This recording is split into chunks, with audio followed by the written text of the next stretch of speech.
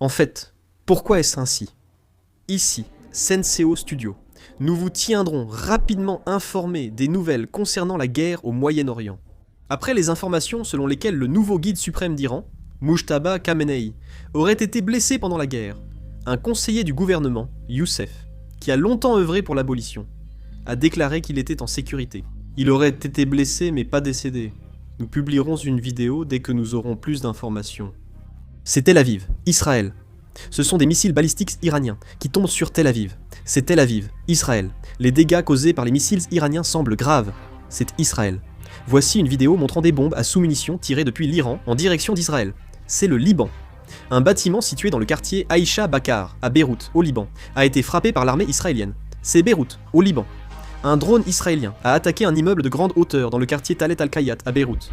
Les milices pro-iraniennes en Irak ont déclaré avoir mené 31 attaques contre les forces américaines en Irak et dans les régions voisines au cours des dernières 24 heures. Les groupes armés pro-iraniens affirment avoir mené un total de 291 attaques au cours des 12 derniers jours. Le quartier général d'une milice pro-iranienne située dans le nord de l'Irak a été frappé. Selon un reportage du New York Times à New York, les États-Unis modifient leurs plans en raison de la riposte agressive de l'Iran et procèdent à l'évacuation de leurs ambassades au Moyen-Orient.